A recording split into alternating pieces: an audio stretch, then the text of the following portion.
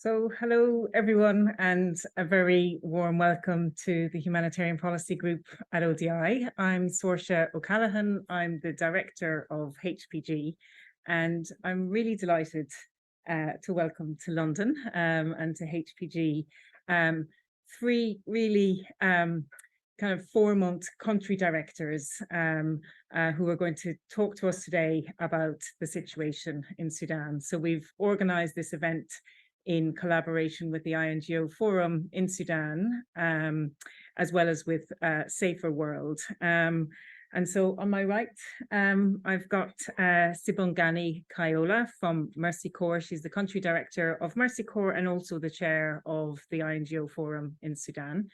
On my left, I've got Will Carter, who's the country director of the Norwegian Refugee Council. And online from Port Sudan, we've got Etizaz Youssef, who's the country director of the International Rescue Committee, IRC. I don't think I need to tell you just what a critical time we're facing in Sudan at the moment. We're hearing just absolutely horrifying stories from Darfur about levels of ethnic cleansing, atrocities, sexual violence across that state, but also beyond. There are alarming reports about humanitarian need now require that half the population are in need of humanitarian assistance. Sudan is now also the country with the largest number of displaced people in the world, and over 1 million more are thought to have displaced across its borders. And yet we know that this is also a conflict and a crisis that just hasn't hit the headlines, despite the severity of the needs, despite the levels of atrocities that people there are facing. We know that global attention is elsewhere. But meanwhile, the humanitarian response is really facing acute challenges, financial challenges, operational challenges, but also challenges in terms of how it should operate in such a complex environment. So I don't think we could imagine any better set of people to tell us more about the situation than the people we have today. So we're going to start with you, Sibongani. If you can just maybe set the scene for us a little bit, if you can describe, what you're seeing with Mercy Corps in terms of the level of needs, but also some of the challenges that you and other aid organizations are facing. Well, yesterday, November 15, was the 7-month mark since the start of the crisis. And even before the start of the current crisis, there were millions of people who needed assistance in Sudan. And what we've seen over the last 7 months is really many more people falling into this cycle of fragility. So as Saoirse indicated earlier, we now have 25 million people requiring humanitarian assistance. That's half the population of Sudan. So think about that, half of an entire country requiring humanitarian assistance. Close to 6 million people next year will be classified as facing acute food insecurity on the brink of famine. 3 million children are displaced. These are young children who have innocently lived, and they've been forced to flee their homes, some of them on their own.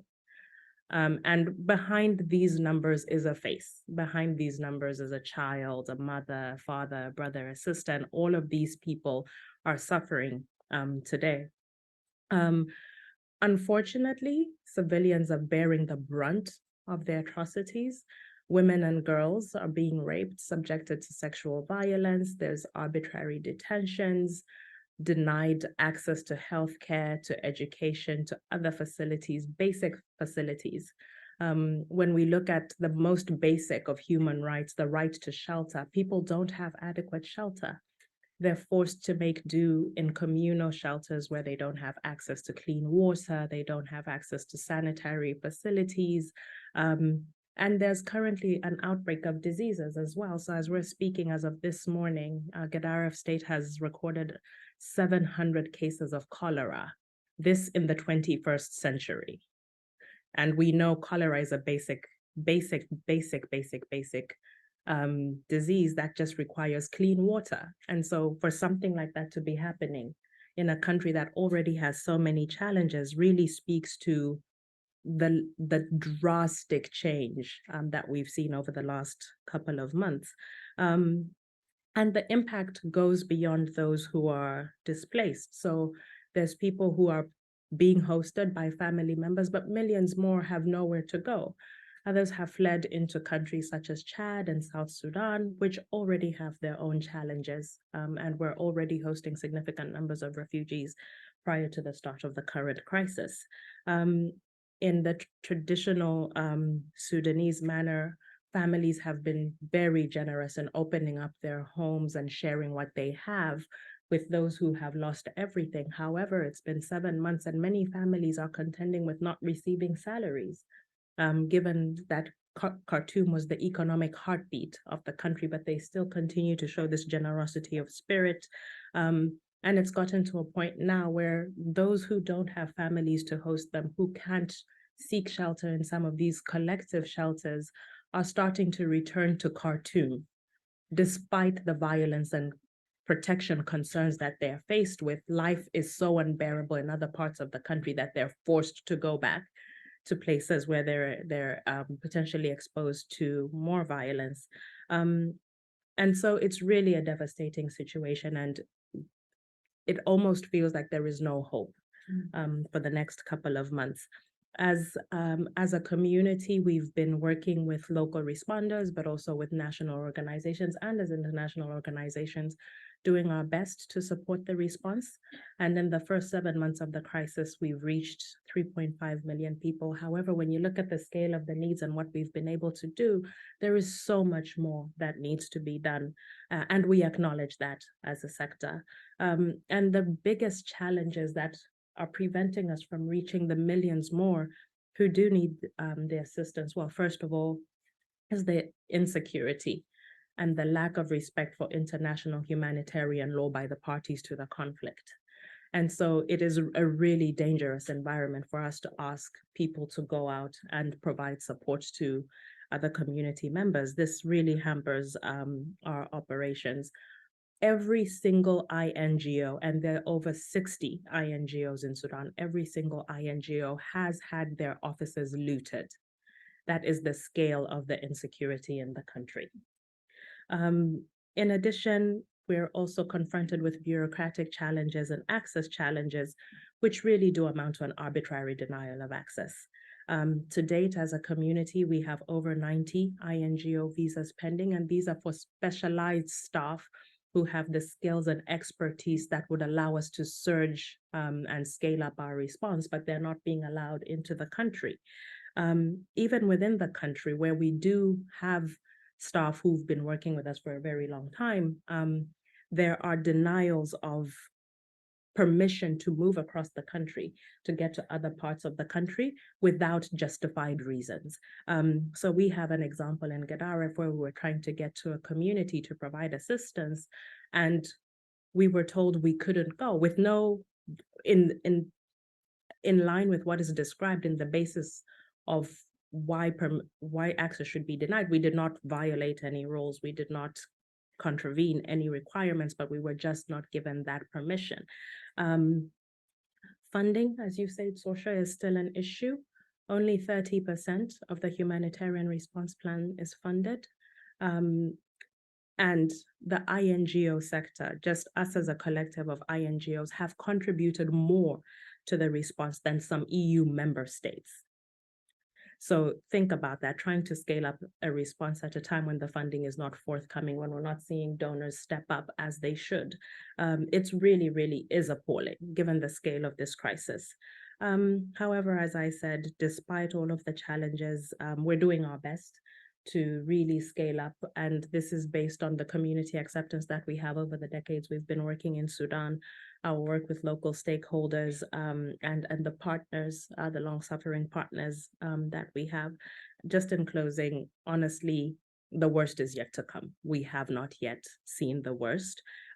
Sudan is virtually on the edge of collapse, basically. So no health services, no education services, shortages of vital supplies, basic services, electricity, water, non-functional, and already in a very, very dire situation. So it's really tough. Yeah, it's a very difficult picture you're painting. You've said that the worst is yet to come. Can you maybe say a few more words about that and what you see kind of unfolding over the next 6 to 12 months? Well, first and foremost, like I said, there's a large group of people who are on the verge of famine. This year, a number of farmers were not able to cultivate because one, insecurity prevented them from planting their fields, harvesting their crops, but also a number of farmers have reported to us that they needed to access financial resources from banks in order to be able to purchase the inputs they needed to farm, and they couldn't do that. So what we're seeing is a very serious food insecurity situation that is coming our way next year. The collapse of basic services. So currently, when we look at the health system and the education system, where 80% of medical facilities have been taken offline, with an average of an attack on a health facility every single month since the start of the conflict. Where do people go to access health services? Treatment for basic diseases, vaccinations for newborns are not taking place. So you have a whole lot of babies who are going to be exposed to things like measles, which is a basic thing that we shouldn't be talking about. And when we look at the regional implications of the conflict as well, so you have people who fled into Chad and people who fled into South Sudan. Already those countries are unstable. We don't know what could happen in the months to come. So it's really not just limited, the impacts of this are not limited to Sudan, but affect the region as a whole as well. Okay, thank you. Itizaz, can I call you in at this point? We heard a little bit from Sibongani about kind of some of the wider effects in terms of health and educational effects. Can you talk a little bit more about that in terms of what you're seeing and some of the implications?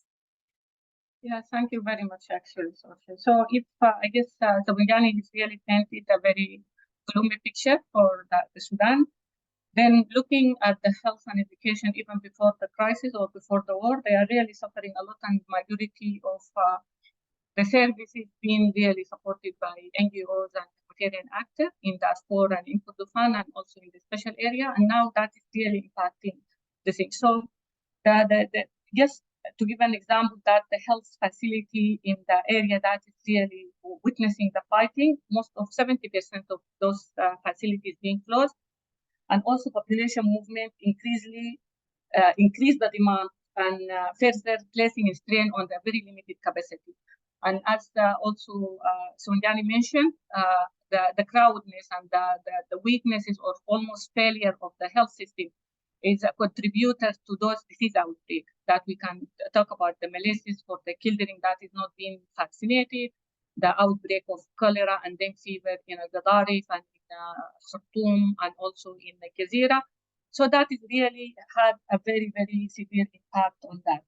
Looking, and that combined with the very bad economic situation that the country is going through it, and looking at the inflation, and this is really now more than 250% actually, which they really impacting the purchasing power and erosion of the purchasing power of the community, and also the looting and the reduced agricultural output due to the people losing the harvest. That it will be really it will be having a huge impact on the food security of the Sudanese in 2024, because people, they should really not looking now at this time, but also the next period, it will be worse with that massive displacement, the economic collapse, the food security and agriculture situation.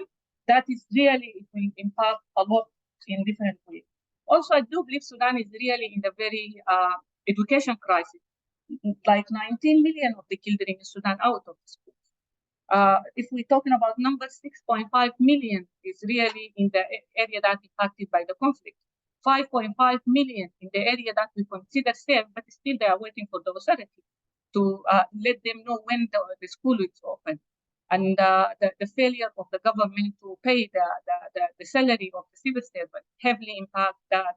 And I don't see any dilemma. That's why we've been, as an NGOs, advocating to look at also the quality of the funding that we are receiving, because the emergency fund and the humanitarian fund alone cannot tackle this nature and type of the crisis that we have. So we need to get some source of fund that is go hand with the hand, that is some funding to cover partially and subsidize the salary, do a rehabilitation, because the massive destruction happening in school, in health facility also require a sort of reconstruction fund to support the recovery of the country if even we get to the ceasefire or we get to a lasting peace agreement. I will be stopping here. I guess the situation is really alarming, and the implication is very, very hard. And the number of the displacement and the movement is way beyond anyone to really to respond to it. Thanks, Etizaz. I mean, the figures are really just staggering, actually, just listening to both of you. But, you know, as you say, the longer term effects in terms of food security, health, education, you know, you're feeling them already, but they're also coming down the road. You know, I know that this crisis, I mean, every crisis is one where, you know, national and local responders are so critical. But given this insecurity and the obstacles that you are facing as international actors, actually the scale and the network of local responders and what they've been able to achieve has been, you know, really remarkable. Can you talk a little bit about that? I know IRC has been working with some of the emergency response rooms, but yeah, I mean, what are some of the things that you would point to in terms of mutual aid efforts and local action in Sudan? Yeah, thank you very much. I guess the crisis and the nature of the crisis is limited an ability of many actors like NGOs, UN, and even local NGOs to respond in some of the hard-to-reach area. And that is opened the door to the mutual aid initiative that we call them neighborhood initiative or community-based initiative or emergency room initiative. All of them, they are really scale up and they become a real responder to some, mainly in Khartoum and in Darfur. And it is a very new way of doing support. Is that our system is not really being designed to provide support quicker and faster to those types with all the due diligence and vetting process and every way that we are doing things. So we find them, they really step up and they are being more agile, more quicker and adaptive and flexible to respond to the need. And also the acceptance and the flexibility for them to go with their need. Like some of them, they do just like evacuation of the people from being trapped in a very hard area to reach. They're providing soup kitchen, that providing meals to the patient in hospital or in the area that they don't have food. They manage really to provide protection cash to the people that been victim to the GBV and rape cases, and they transfer them. And also they've done a referral system. They move patients from Khartoum using different means of transportation. So for us, I guess a few of us, that even some of them in the room like NRC, they really managed to come with some innovative approach. But we use our own resources, like our unrestricted fund. But when we prove and find that the approach is really doable and it can be implemented, the donors start buying in and they provide some sort of support to it.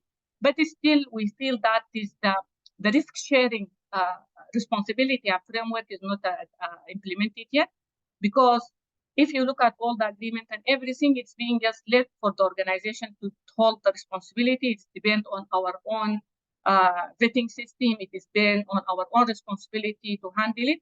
But for us, during this type of context and this way and this nature of crisis, we should show that the responsibility together is not living alone.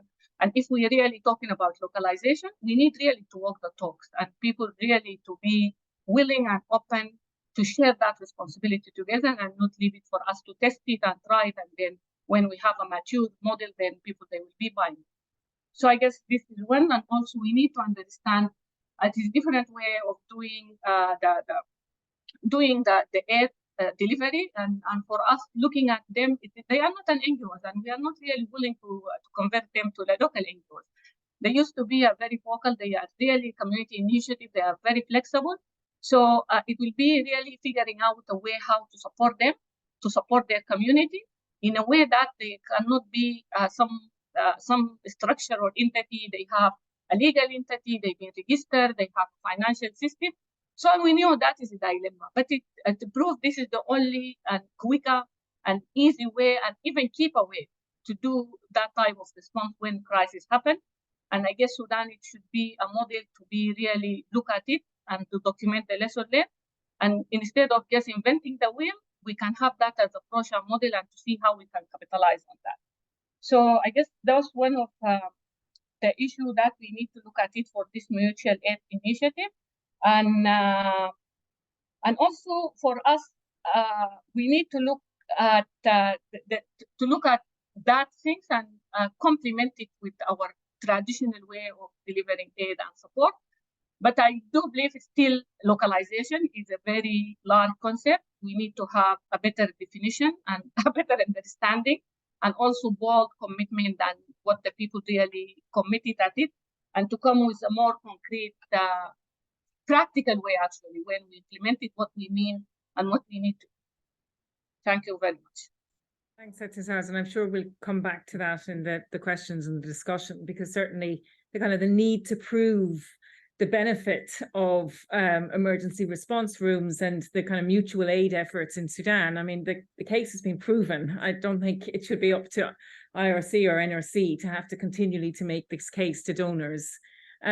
You spoke, Etizaz, about kind of failures in the system to recognize, I guess, the role of these mutual aid efforts. This is something, Will, you've been talking about a lot, being very vocal about this is a kind of a system failure that we're seeing in Sudan, partly in relation to local aid efforts, but beyond that. Do you want to talk a bit more about that, what you're seeing? I guess I want to shout and scream about that.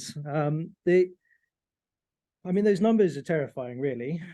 6 million people lost everything and fled their homes already in 7 months. 6 million people already a step away from famine, and we're only a few months into this. So imagine where things are going in the next few months and what will happen to a very fragile region. But we'd relocated our team out of Khartoum, put them in our closest office in White Nile.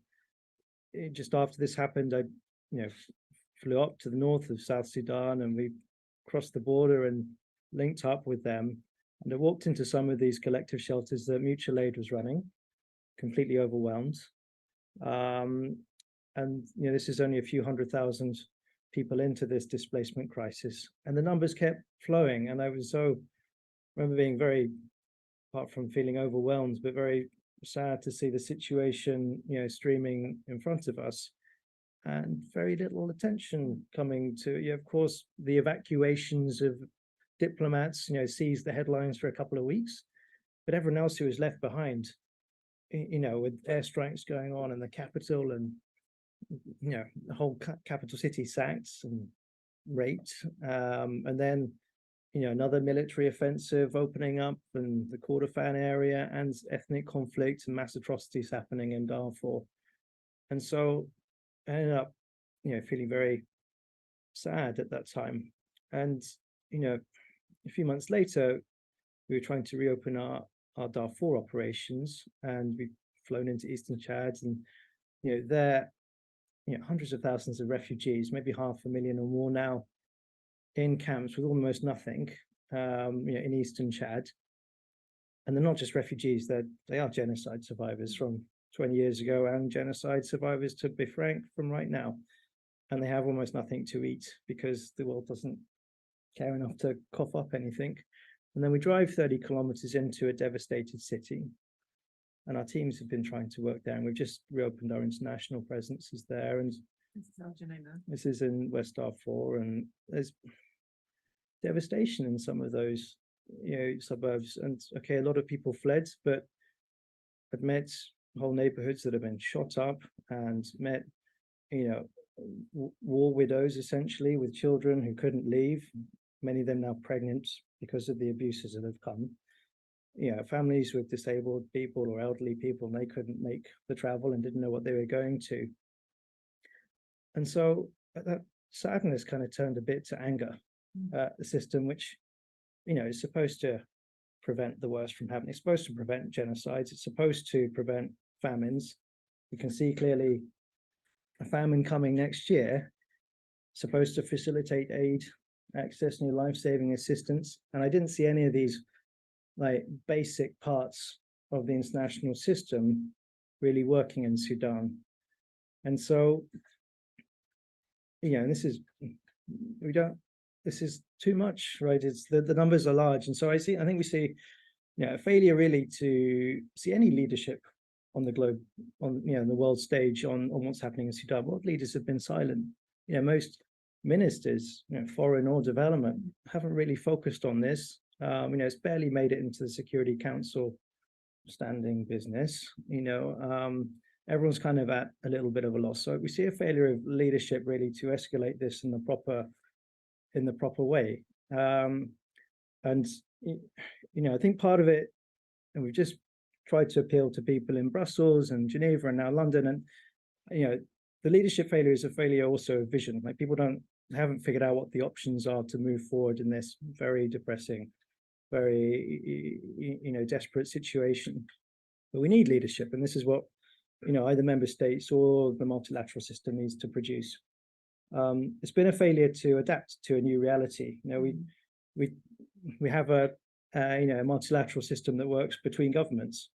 We had the transitional civilian prime minister deposed a couple of years ago. Now no one controls the capital. They have a de facto administration in the northeast of the country. And so the normal way of working also doesn't apply. We haven't had the leadership to adapt to what it means in this context. Darfur, the size of Spain, or Kordofan, which is completely neglected, or Khartoum, we haven't figured out how to work. And at the same time, as you mentioned, and Itazaz and Simulgani as well, the mutual aid networks have stood up. There are NGOs working in some of these places, neither, to be honest, at much scale, but we've had a failure to lead, we've had a failure to adapt, and we've had a failure to include. Like, there's the formal parts of the international system, there's local voluntary efforts, there's diaspora efforts, there's other parts of civil society, the doctors' unions and pharmacists' associations and other crucial parts. And so we haven't really seen this moment where we're supposed to come together for a better response, and also that the international system is supposed to be stepping up. So I've been angry. Yeah, no, I mean, I can see why you're angry. And, also you and others, Etizaz, have been, operating in this environment for a very long time. And so this is not a new crisis. These are not organizations that don't have depth of experience and relationships and access to kind of the international stage, but also deep into civil society, so we should be able to make the case for Sudan. It's a context that has been on the world stage and is well known in terms of, its significance in the region, but its significance internationally. I mean, do you have any thoughts about kind of how to move forward on what seemed to be, really challenging situation? Yeah, I mean, the international system is being critiqued. How we've structured aid has been critiqued. I think it's time to not discuss it, but to put it into practice. And already, as you say, there's a use case that local responders are working. NGOs are in parts of Darfur and Kordofan and Khartoum. We have to be realistic about where everyone's best placed and how we can come together. I think this is a massively underfunded response, but we can do better together with what we have. So there needs to be enough openness and leadership to apply some of the critiques and ideas and lessons from the global system, from other similar contexts when we get these types of environments. So I think there's that. Clearly, regardless of the money, the low level of engagement, this is, at the moment, Sudan's still seen as a a regional problem which needs only regional solutions. It's a humanitarian technical problem. I mean, apart from the moral failure that currently represents how everyone's responded to Sudan, it is, quickly going to become a geopolitical issue. And I don't understand why there's this feet dragging and this hushed, like, don't know what to do. There will be a domino effect. Every country that the 1 million+ refugees have fled to is a very vulnerable place. Many are going back into conflict zones themselves, from Upper Nile State in South Sudan, Amhara and Tigray, parts of Ethiopia, Libya, Chad. It's mind-boggling really to think this is going anywhere other than a complete catastrophe. And it won't, we need to do better to help hundreds of thousands more people live, but also to stop the worst from spreading even further. Yeah. I mean, it's remarkable, I think, now that Darfur is slightly kind of hitting the world stage, or at least some kind of headlines, just the difference in terms of the reaction to Darfur 20 years ago and today, where it was seen as a geopolitical priority, where there was engagement. I mean, oftentimes, misjudged engagement, but it was on the world stage, it was on the political agenda, there was a response. So it's really stark to see the difference from 20 years ago to today. It's quite a depressing picture we're hearing and seeing from Etisaz as well. I'm going to open it up now. We've got actually quite a large audience online. I think there were 200 registered online, so I'm sure there's going to be lots of questions coming in online. But before we go to online, maybe to open up into the room, we've got a lot of expertise, Sudanese expertise in the room here as well. So yeah, if you'd like to ask a question, please introduce yourself. There's a mic, I think, that's going around. Just introduce yourself. If you have an organization, say who you are, but also if you just want to make a comment or reaction, please do so as well. So now opening up, and I have someone here at the back and Bashar at the front. I've got lots of questions, so maybe we'll take 3 or 4 of them, do a round here, and then take some online as well. Okay. My name's Chris Cataway. I'm the new humanitarian assistance, head of humanitarian assistance for All We Can and YCare International. It's probably a banned word in here, but a month ago I started in this role, and I've come here as, dare I say, relief from thinking about Palestine. But we could equally well be here for many other crises around the world, and I think they're all suffering from the same fate at the moment. They are forgotten because humanitarian aid has become political.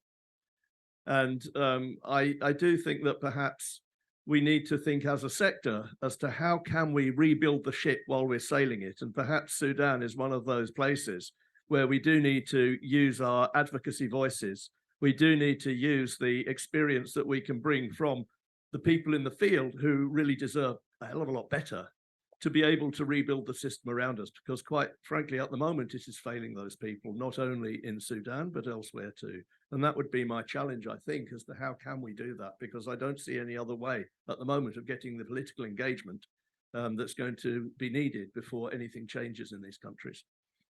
And do you have any thoughts in terms of a month into the role? What do you think would be required? Well, to be honest, I mean, I'm an old hack. I've been around the humanitarian system for 28 years. I've been living overseas for a few, so I've just come back to the UK. We don't have the fire in our belly that we used to have in terms of campaigning, in terms of advocacy, in terms of being courageous enough to actually say what we know is right. I think we're treading politically correct eggshells too often at the moment. And we need to represent those people who don't have the voice that we are entrusted to use on their behalf. And I honestly think that is the answer. I think we've become too politically compliant. There are perhaps many reasons for that. But we need to remain independent, and we need to remember who our customers are. They are not the government. They are the people who are in those places that you've described today. And there needs to be some rethinking, I think, at the top of not only the global humanitarian system. I think And this idea of development, DRR, and humanitarian, load of rubbish. But it's always been the same. There've been people playing power games for many years to try to differentiate it. I think that's one thing. These people are in a crisis. It gets worse and it gets a little bit better to as good as it's ever going to get. But we need to kind of collaborate our efforts on that. So we are speaking with one voice. And then we need to stop the differentiation between, the donors and the recipients of aid. Actually, we're all in it together. If we don't want to be all in it together as equal partners, then we shouldn't be in it at all, would be my view. So that's perhaps a voice of, a grumpy old man coming back and really wanting to see change. But I do see that unless we do actually get some fire in our belly, then things aren't going to change. Yeah, thank you. Who was next? Maybe Bashar here at the front. And thank you very much. And it's good to hear from all of you in terms of the situation on Sudan. My name is Bashar Ahmed. I'm from an organization called Shabaka, diaspora organization. So have just kind of some questions and thoughts, because you very much talked about Sudan as within the borders, but this is a very much a borderless crisis. So what kind of approaches are you seeing? Is it just Sudan country team meeting together, or are you working with colleagues across borders, because all the issues crossing into that? Secondly, you're talking about Sudan as a crisis generally as well. What about the specific zones? Because I think we need to kind of look at the, the building, the box, what's happening in the northern states, what's happening in Blue Nile. All of these require different approaches. So I just wanted to hear a little bit how, as NGOs, are you operating on that premise? Thank you. thanks, Bashar. And Fatia, you want to?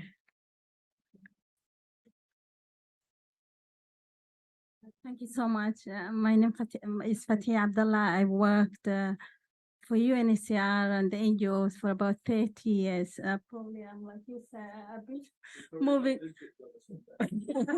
around the world, and we have seen this emergency. I worked with William when we were in Afghanistan. It was a difficult situation.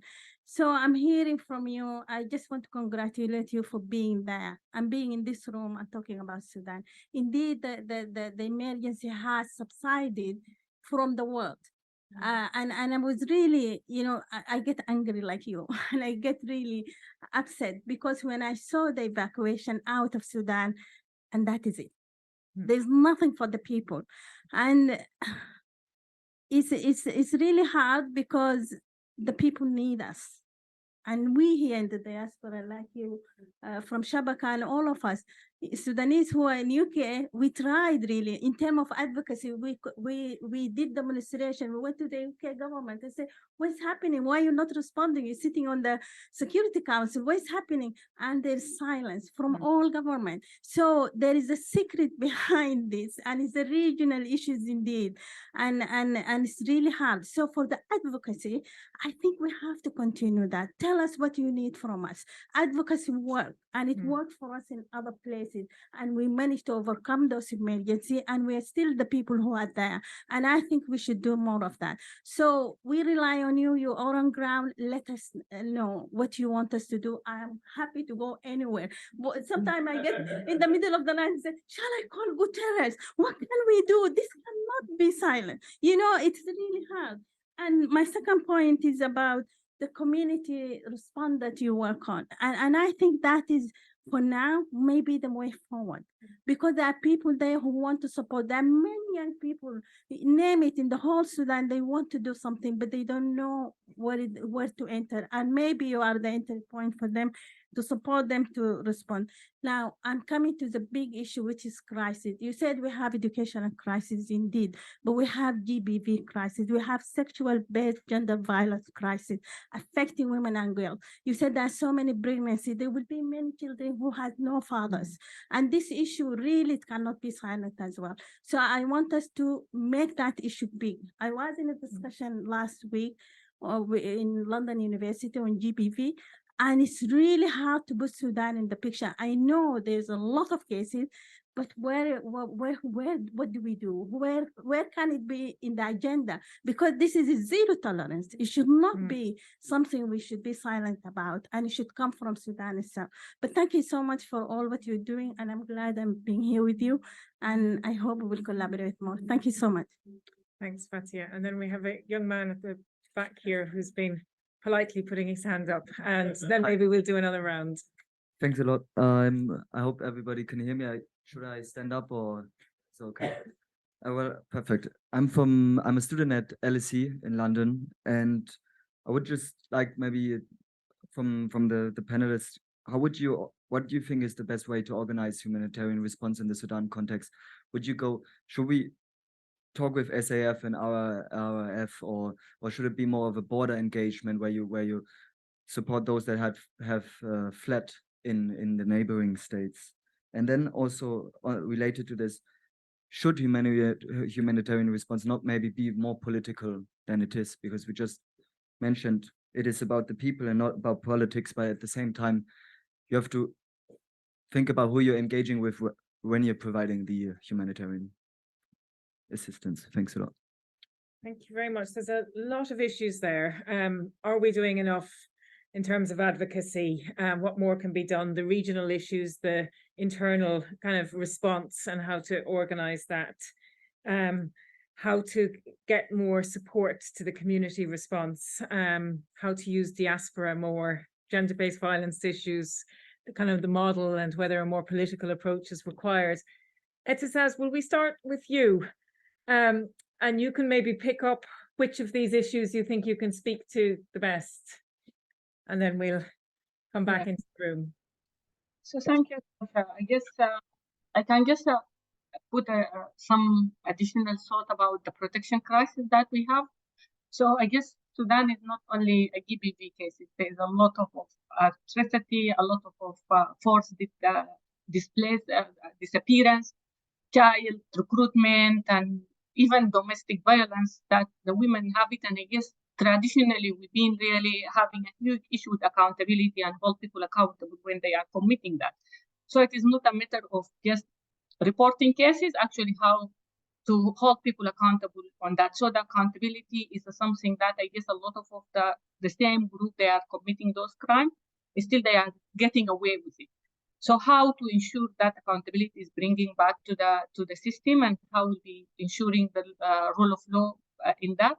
But I guess all of us, even as IRC, as a protection agency, we've been struggling a lot to ensure that how we've been implementing the protection intervention in the context that even the community themselves, they don't feel that protection is something tangible and it should be really implemented. Because even doing a standalone protection is something that you need to put a lot of effort, energy to start implementing that. The authority, they facing an issue with it, they are not accepting it. The community themselves with the stigma, they are not reporting it. So you need to have it an integrated way, an approach to implement the protection of intervention in Sudan. But definitely it is a big issue. We need to have a collective approach to have it, and also to have one common understanding, because for a while, the Sudan is running without even a proper protection strategy for us to implement and to have a guidance and to have a referral pathway and to have a complaint mechanism system to start reporting. And for me, even just compared with what's going in Gaza, there's a very systematic way of reporting even the number of deaths and the number of people that are really being displaced. But in Sudan context, it's really full of lies, full of false information. And then you don't have an accurate number of anything. Is number of displacement, and number of deaths, number of people that are subject for GBV cases. So that issue is a big concern, and also it is a big gap for us to quantify the problem and come with a better solution, and also to have a better advocacy for that one. But I do agree protection is an area that is requires really an attention for it. And we need to look at that. And the second things, and I guess also I need to flag it and to highlight it, is the mental situation in Sudan, by the way, in terms of the community themselves, in terms of the responder, the national staff that are now scaling up and responding. The majority of them, they are displaced, actually. They are IDPs. They have the trauma, they have all the problem, and also they have their own protection concern. And for years, also the government, they many completely dismantled the capacity of agency to respond to the protection. And they've been fighting any protection actors to be responded in Sudan. And now with these massive things, we don't have the right capacity in Sudan to respond to the protection crisis that we have. We can do health, we can do education easily because you can bring that capacity. But for the protection response, you need the specialized people, you need the trained people, you need a system, you need a referral pathway, which is completely missing. And also legal framework, we don't have it. If you really committed a rape, there's our law, they don't have a clear way how to really hold the people accountable in that. And I guess that is the major factor. And unless we are really managed to hold people accountable, the protection issues will be keep going, and the cleansing will continue, and people they just move away with it. And that is another part of frustration, I guess, happening, like the looting now. There's no even a report to anyone to tell that your saving for the whole life is being just disappeared. So that is the problem, and really the lack of law, rule of law in Sudan is a huge gap. There's no police now, so you can commit any crime. No one will hold you accountable. I guess I will stop here. I'm not adding more frustration to the room. Do you want to pick up the issue of, I guess, the kind of whether different responses are needed in different parts of Sudan? We're hearing of Darfur kind of, I guess, splitting off in a kind of a Libya type arrangement. And so, I mean, how do you organize a response in such a kind of a vast but also quite different environment within Sudan, but also the cross-border issues that Bashar raised? Just reflecting on some of the inputs that I've come as somebody who's early career in the sector, I think our biggest weakness as a sector is our failure to view the mutual aid efforts that are taking place as equal to the efforts of international organizations. That is the starting point. We do not see ourselves as equal. And this is evident.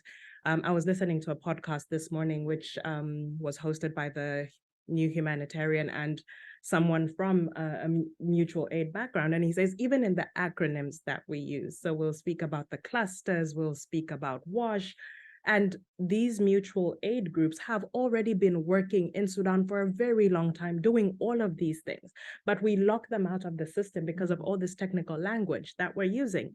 And so when we as a sector need to, first and foremost, be open to viewing them as equals, and then we need to adapt our approaches to accommodate mutual aid initiatives as opposed to expecting them to change to align with our systems.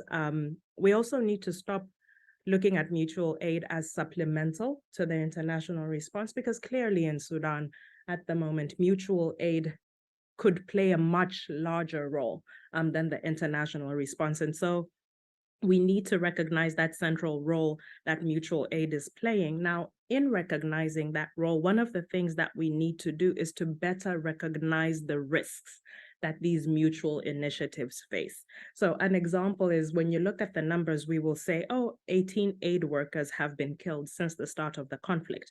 But this does not include the many members of emergency response rooms who have been killed delivering aid.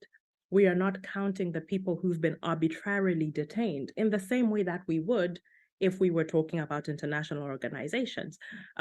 So our work with humanitarian funding is still very rigid with very heavy compliance requirements, and donors need to engage in providing flexible funding, adapting their approaches. They need to engage and to recognize that we should not be transferring risk to these mutual aid initiatives. And so an example of something that we could do is to pilot the Grand Bargain Risk Sharing Framework in Sudan, which will enable greater support to mutual aid initiatives. And can I just ask a follow-up question? It's coming online. You've talked a bit about the kind of capacity of local organizations, but there's a specific question about kind of what portion of larger INGOs are partnering with mutual aid organizations and local organizations instead of doing direct implementation. Can you kind of describe how that setup is working? So the knowledge I have about organizations that are working with mutual aid groups, I have because as a forum, we are aware of what our membership is doing. So I know individual organizations, for example, Organization X and Organization Y, but that information is not in the public domain. And so we don't have a concrete figure in saying 60% of NGOs in Sudan, for example. And it goes back to how we view these initiatives in our sector. Because if this was a metric that we aspired to say 70%, for example, we would have systems to track it, but we don't. So the knowledge that we do have, we have through the interpersonal relationships that we have with each other as country directors, which shows just how our system is not built to recognize the efforts of mutual aid actors. I mean, one statistics I've heard is that despite the big push that there's been about $1 million that has been going into funding mutual aid efforts. And that's the money that's been put in, but the money that's been actually received by emergency response groups at this point has been about 200,000. I don't know whether that's, an out of date, but, when you think about the scale of the appeal is at 1.3 billion, it's just like peanuts. Well, there were a lot of questions asked. You could pick up any of them, but maybe a little bit about the advocacy and a bit about the kind of the model of the response. Yeah, Chris, Fatia, I completely agree. I don't see the advocacy coming through just yet. I feel like we've lost a campaign type, capacity from within an NGO community. It's used to be about a compassionate response to the world, and I see some of the bureaucracy and professionalization numbing this aspect. So I think that needs to come back, but it's in a different generation. I think diaspora groups can be very strategic in this. I think that social media is a new possibility that hasn't really been explored in great substance, to capture the imagination and interest of 2 billion young people in the world today. I think there's potential here to turn this around, but I haven't seen it just yet. And right now, the mainstream media is preoccupied with Gaza and Ukraine, and for sure these are terrible crises. And I think your point, Chris, is that also Sudan is perhaps at the head of a list of the Myanmars and Afghanistans of the world are also behind this. So there's a systemic issue here, but I don't think all is lost. And we see what global compassionate interest can be for Gaza. Like suddenly the light switch has gone in the world about abuse and atrocity in different parts, and hope that the same interest can be leveled for Sudan. We just need to take a different run up at it now. Unfortunately, but I think there are ways forward on that. Bashir, on do we have different approaches? Yeah, this is for sure a regional crisis, and there is no response plan, but I haven't yet seen the system organize itself to have leadership on, well, what precisely do we want to, what's the package for Sudanese people? Why have we been silent when, one country to the north has basically closed its borders? Why are we being silent when, a few 100,000 genocide survivors in Eastern Chad have almost nothing to eat still? So I think there's also a moment to look at not just country level systems, but regional leadership and regional coordination, and that's an opportunity to step it up a bit. For sure, there's different areas, and what the big formal system might work well in government-controlled parts of the country. What can we learn from the Myanmars and Syrias and other parts where actually there's not so much government control in Darfur or Kordofan or Khartoum? And what's the best way to empower local mutual aid and then fill in the gaps? After that, I think there's this is where we need the leadership and the system to come in.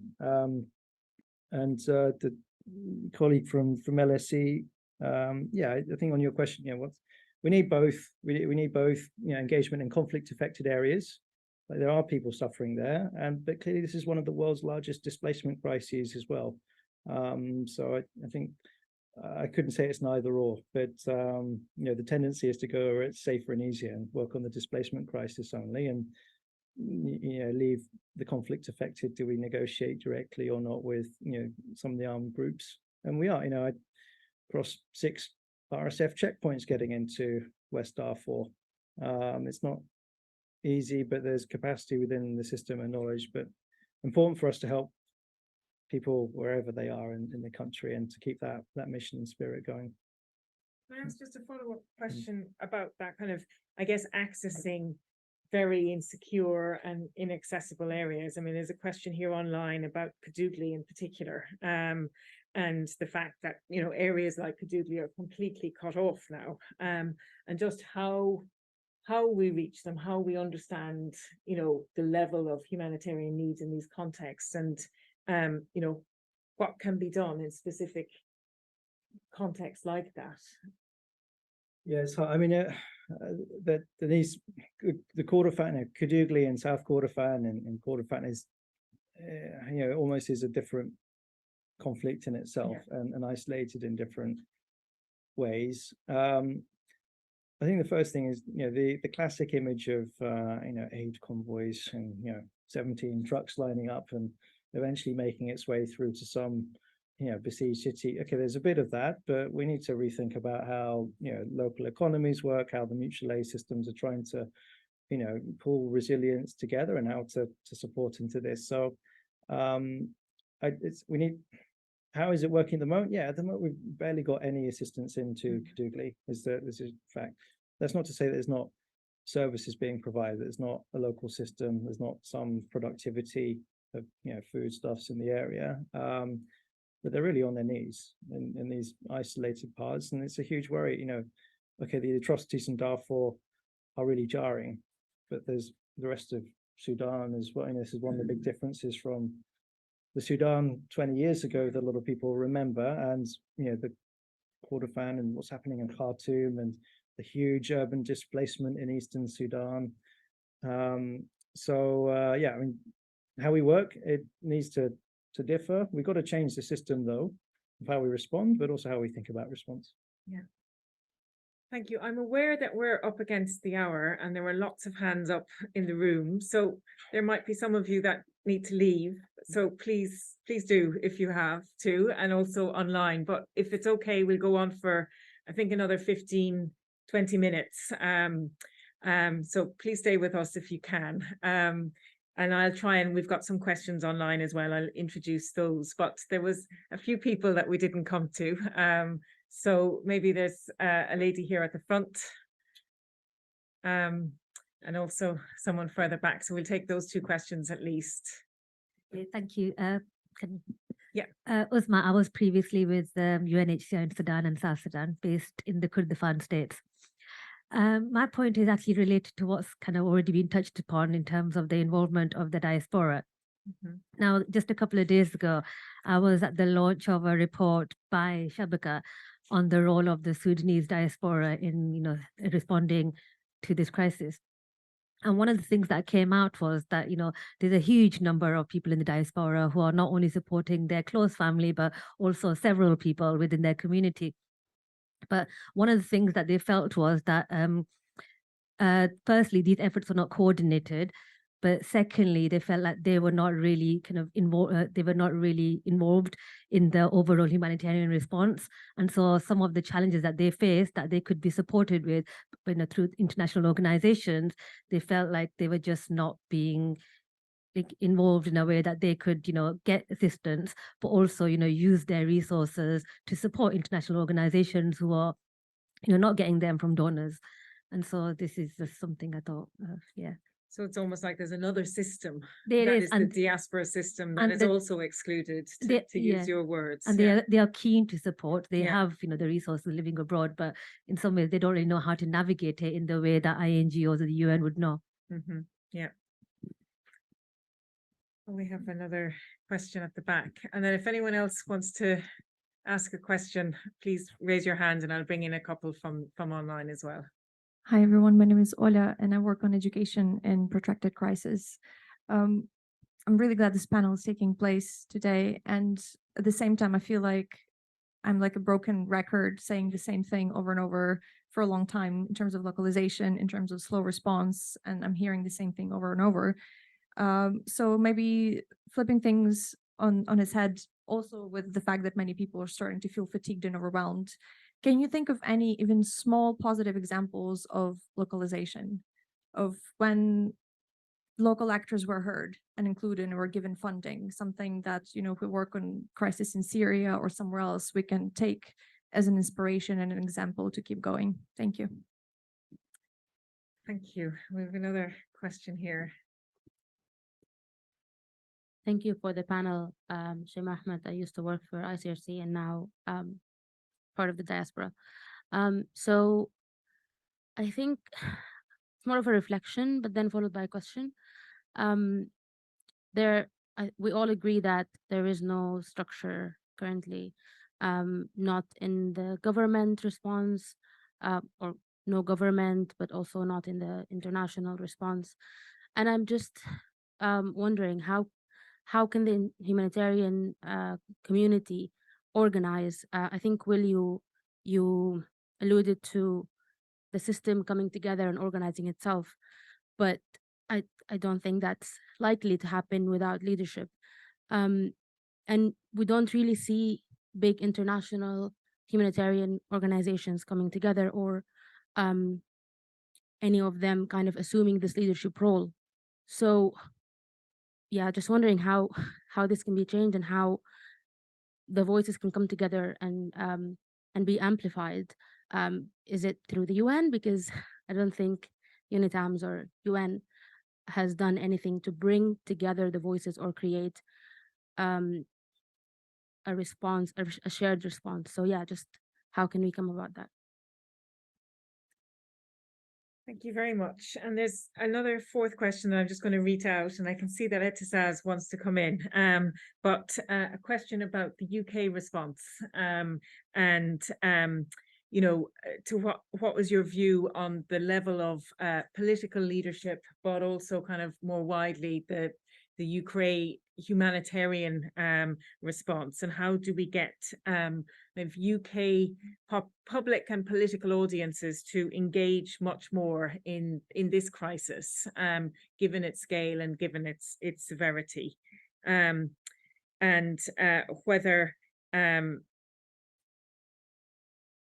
whether just the wider geopolitical implications, the regional implications, is that the hook that we need to use, or what would be the hook that would get kind of greater attention in the UK? Etisaz, back to you again. Yeah, thank you. I just want to just highlight it because it seemed that we didn't provide it clear. So our support to the local initiative or community initiative, the emergency room, or the mutual aid initiative is being provided. So we managed clearly to deliver some support and also to correct source of the money that we've been delivered to the emergency room is way beyond the amount that you mentioned, because for us, IRC alone, we really deliver an aid more than that.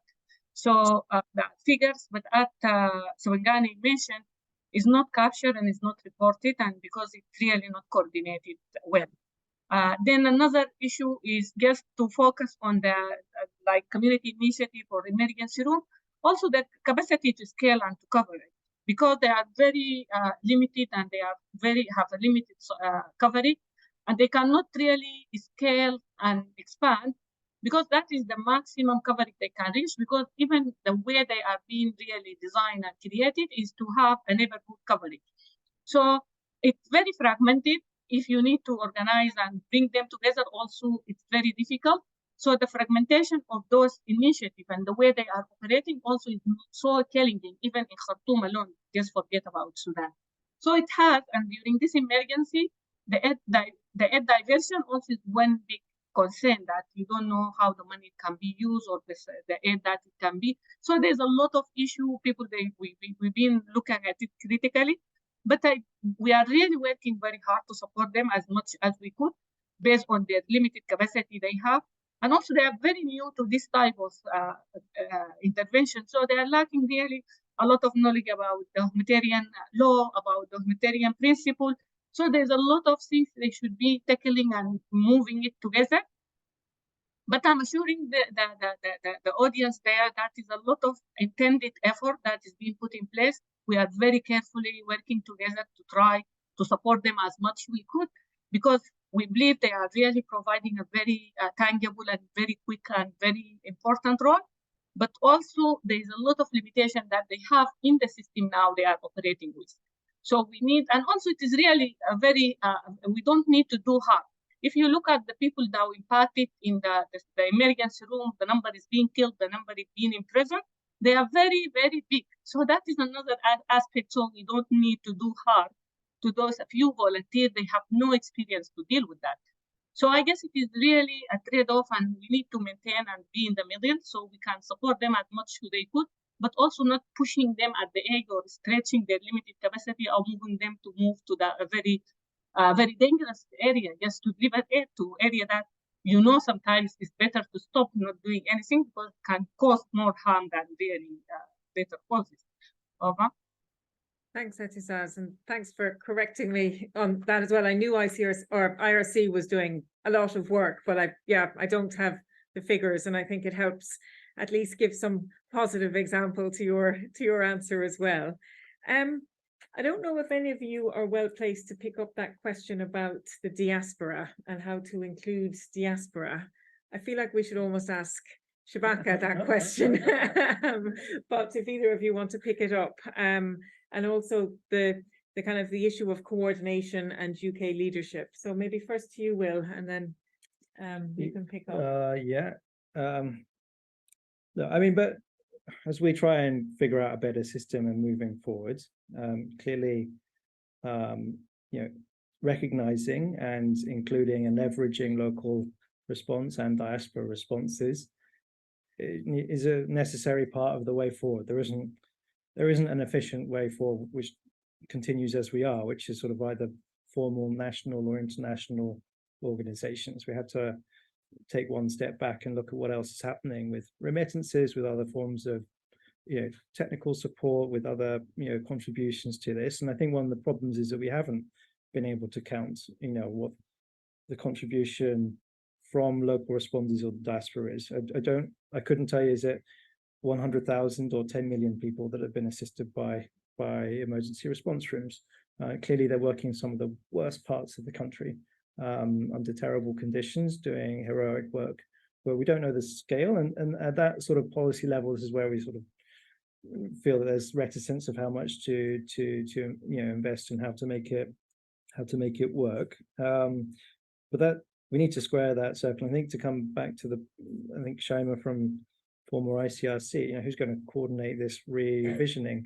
It's a good question. We don't quite know, and this is something we're trying to figure our way through, and part of this journey, I think, and part of the next few weeks and months. I think the INGO Forum at least wants to try and play a catalyzing effect on this, and before it gets to the 1 year mark, in the next 3, 4, 5 months, what events, what conversations strategically need to happen, what options need to be furnished, and how do we bring local responders and bring the diaspora and bring the National NGO Forum and figure out donors in the international system a bit more. So there's a challenge to us. So I don't have the solution, but there's a commitment here to figure out how this is going to work. And Ola, I mean, there is some funds going to local responders. As you said, Sorcia, I mean, regardless of the number, it's still peanuts in the grand scheme of things. Disproportionate to what they're doing and the effects. But there is more and more coming. We need to figure out a better mechanism to do so. In terms of being heard, this tomorrow, some of us fly to Cairo. There's a Sudanese civil society organized event which is supposed to bring local frontline responders, emergency rooms, and some of the professional associations together. It's not perfect. There's criticism of how it's framed, but it is an opportunity for local actors to meet and to begin to set a humanitarian agenda. The product isn't the final product. It's the start of a process. I think it needs to be continued, but Many of us are supportive of this. Many of us are going from the international community to listen and participate and to commit to following up on some of the recommendations there. So I think in terms of beginning to get recognized and heard, with starting, we need to ingrain it a bit more. But lastly, on the UK response, I mean, it was, the media was interested in the evacuations. There has been some great journalists who have kept abreast. But UK holds the pen, on this at the Security Council on what the mission in Sudan is supposed to, or the special political mission in Sudan is supposed to be. Kind of expected more leadership, regardless of funds. Some political leadership into this, but we've seen a very disorganized, what's happening in Jeddah versus Addis versus Cairo, different initiatives that we're not quite sure, where they're going. So I think UK has a role now to play in helping bring a more coherent picture and helping facilitate this vision that, is a senior donor government, has historic links to a country. It's not the only solution. It shouldn't be the only leader in this, but we definitely expect the UK to step up more. And we met with parliamentarians yesterday and meeting the Foreign Office today to encourage them to take this up. There is much more that the UK can and should, and I hope will do. And we've got to bring this together as a really important part of the puzzle of a solution. Thank you. You have the last word, because I think we've run over. So maybe, anything you want to pick up from the questions, but any final remarks as well? This discussion, I mean, I work in Sudan, so I know we say it every day, it's a complex crisis, but listening to all the points that have come in from the room really underscores just how complex this situation we find ourselves in. And I think I want to throw it back to the audience as well. We are not perfect and we don't know everything. And we need to be called out where we are failing as well. And having these interactions really opens the space for us to reflect on where we can do better, but also that idea generation around what can the NGOs do should not be left to the NGOs on their own to figure out. And so to the point that was raised earlier about entry points into some of these conversations, there are some working groups which include members of the diaspora, members of other organizations, so encouraging members of the audience as well and those online to continue participating in these fora, because they do generate ideas for us as well and give us things to think about as we walk out of these rooms. So just a final word to say thank you to everyone for coming. Thank you for your support, and we hope that you can pass on some of the messages you've heard today. And we really need to galvanize action, because if we do not act, we will look back, as Chris said, 30 years later and think I could have done something. So really calling on everyone to support and get behind what's happening and spread the word. And so thank you to everyone for your time. And thank you from me as well. This meeting came together very quickly. We were fortunate that the team were visiting on a European and UK tour. And what I'm really struck by is not just kind of, I guess, the scale and the numbers, which you see written down, but I think when you hear from you just what that means and what you're seeing on the ground, it really is, really sobering and really saddening, as you said. But I think also just, I guess, the humility that you've all come with. I mean, oftentimes I think you can hear from international organizations who come in and kind of think they have all the answers and that they're the solution. And I think in this context, I mean, it was never, the international response is never the answer, I think. But what I mean is somewhat heartening, actually, is, in a horrible way, is just to kind of hear the fact that, there isn't a suggestion that an international response is the solution, and the idea that we need kind of,